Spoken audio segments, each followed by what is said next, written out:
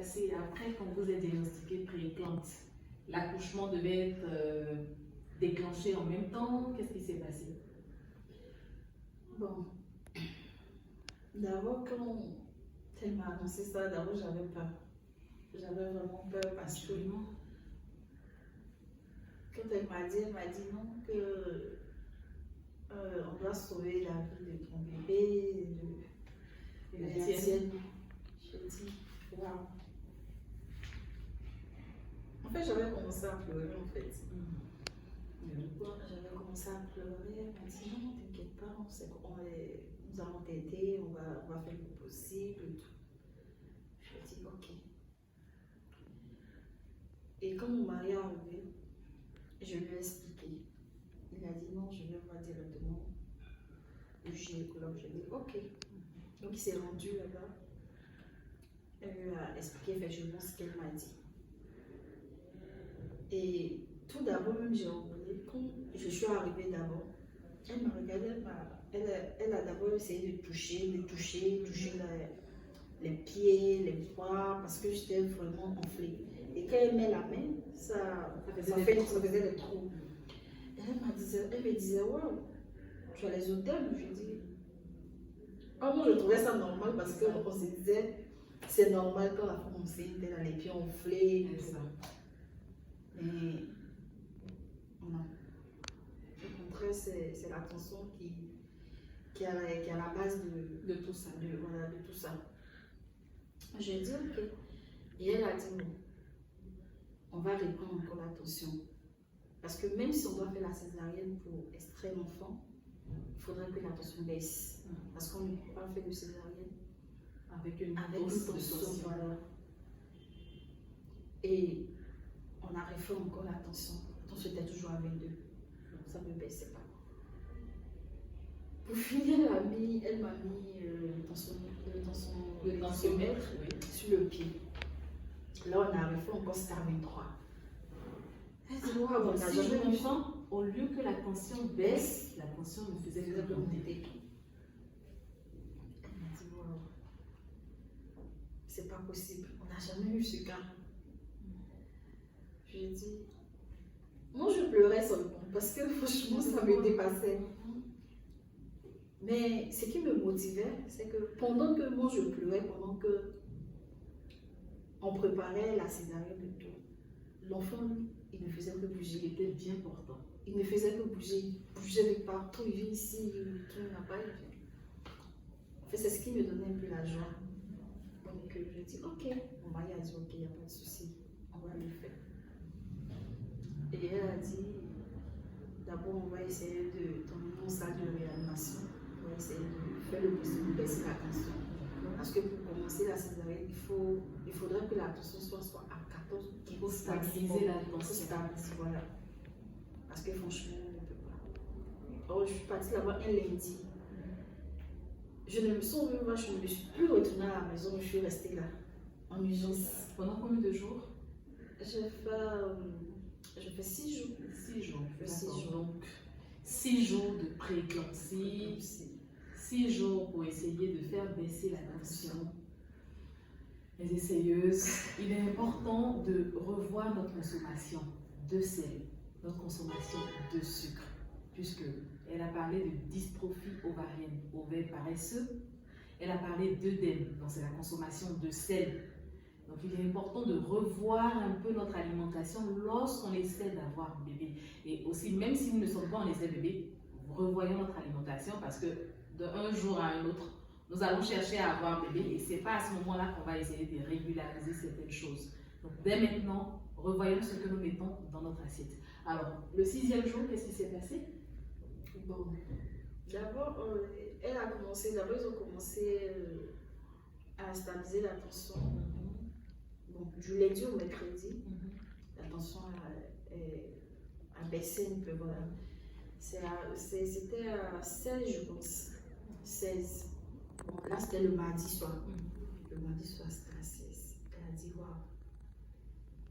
Vu que ça commence à aller, vu que c'est baissé, le lendemain, nous avons fait la césarienne rapidement.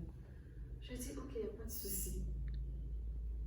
Donc le mercredi nuit, et le mardi nuit, pardon, elle s'est approchée de moi, elle m'a dit, non, tu sais, demain matin, très tôt, nous allons faire la césarienne. Donc, tu ne dois pas prendre de nourriture, tu dois rien prendre, tu dois rester à jeun. Je dis, ok, pas de souci.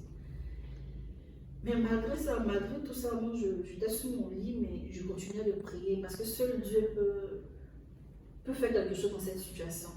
C'est vrai, les médecins ils peuvent soigner, c'est Dieu ce qui a le dernier mot. Bien sûr. Donc, moi, j'étais sur mon lit, je priais.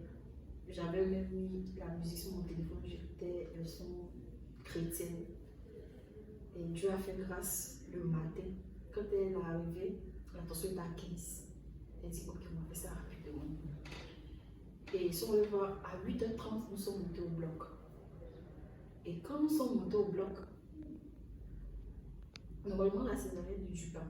La dame a dit maximum 30 minutes sur la fin de la césarienne. Je dis ok. Donc nous sommes montés au bloc à 8h30. 8h30, on était au bloc. Arrivé là, il faudrait que ils me prennent l'attention et tout. Et l'attention était toujours à 15. C'était stable. Maintenant, où ça va? Fait peur même. Franchement, c'est Dieu. Parce que je peux dire, c'est Dieu. Et sincèrement dit, lorsque nous sommes arrivés au bloc, le médecin a mis l'aiguille. Dès qu'il a mis l'aiguille, au lieu du sang, c'est de l'eau qui sortait de mon corps. Parce que normalement, il devait me faire la perfusion. La perfusion, oui, avant la césarienne. Il met l'aiguille, c'est l'eau qui sort. Tout le monde était étonné. Il dit c'est les autres voilà, qui font ça. Donc si on voit le corps, mon corps était rempli d'eau. Mon corps était vraiment rempli d'eau. Parce qu'ils mettent l'aiguille, c'est de l'eau qui sortait. Eux-mêmes, ils étaient vraiment étonnés. Ils disent waouh, c'est la première fois. Et là, moi, déjà, mon cœur commençait à battre. Attention à commencer à remonter. Au bloc, avant, on répond attention, l'attention montait à 20, de 15. Rapidement, c'est monté à 20. Ils disent non, c'est pas possible. On a fait la césarienne aujourd'hui. Ils ont essayé là au bloc, ils ont essayé de stabiliser un peu. On est resté. On a fait presque 1 heure du temps à chercher mes veines. Parce que on ne trouvait pas les veines. Même sur le cou et tout. On a essayé de chercher, ils n'ont pas trouvé. Et après, Dieu a fait grâce, ils ont vu une veine vers le bras. Et ils ont vu. Maintenant, pour couronner le franchement, waouh! Normalement, on fait l'anesthésie locale. Mais franchement, quand ils ont commencé, dès qu'ils ont mis l'aiguille, parce que normalement c'était la péridurale, ils ont mis l'aiguille. Il n'y avait pas. Je vous assure que c'est de l'eau qui sortait. Il n'y avait pas de sang, c'était l'eau. L'anesthésie, voilà. Elle dit c'est pas normal. On sera obligé de faire l'anesthésie générale. Je dis ok. Parce que je n'ai plus de choix. Je n'ai plus de choix. Moi, je vais juste voir mon bébé, c'est le plus important.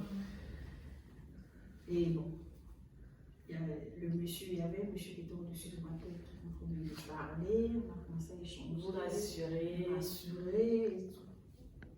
Là, je n'ai plus rien vu. Jusqu'à la découverte du mais avant ça, parce que je vous assure que je me suis réveillée en pleine opération. Après, je sentais qu'ils étaient en train de me coudre. Wow. Parce que l'anesthésie était déjà passée. Je sentais l'aiguille. Mais je ne pouvais pas crier, je ne pouvais rien faire. Je me débattais en fait. Et j'entendais des voix, mais ils disaient Stanis, réveille-toi, ton bébé est là, Stanis. Mais je le voyais un peu inconsciente.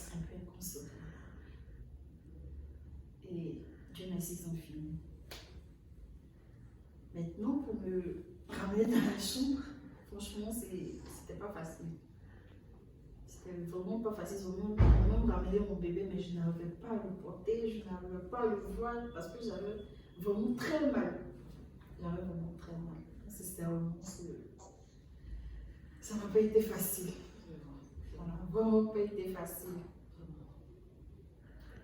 Vraiment, véritable parcours du combattant.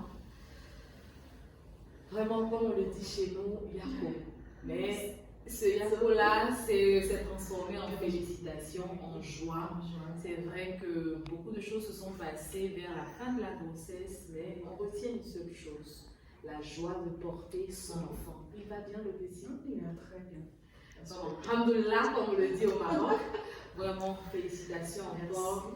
Merci Stanis, merci. Je pense que le parcours de Stanis va servir de leçon à beaucoup d'entre nous, puisqu'il y a des essayeuses à qui je demande parfois une box de revoir l'alimentation. Quand je lui dis, mon essayeuse, essaie de prendre le petit déjeuner, elle va te dire, non, moi je ne suis pas trop petit déjeuner, je mange soit à midi ou le soir. Il est important d'écouter ce que quelqu'un qui a vécu une expérience vous dit, ou même ce que le professionnel de santé nous demande de faire, puisque c'est ce qui va nous permettre, après d'avoir de bonnes retombées, si je peux le dire ainsi, de bonnes retombées, et aussi avoir notre bébé qu'on souhaite avoir. Vraiment Stanis, merci d'être passé, merci pour ce beau témoignage, merci pour ce beau bébé, on lui fait le coucou, merci pour tout. Alors, si tu es nouveau sur ma chaîne, je te souhaite la bienvenue.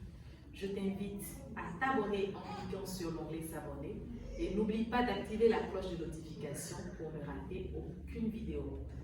J'invite aussi toutes ces femmes qui souhaitent expliquer leur parcours de m'écrire inbox et on pourra faire le programme pour des séances pour les rubriques de Storytime by Lala. Merci et je vous souhaite de passer un excellent week-end. Bye bye!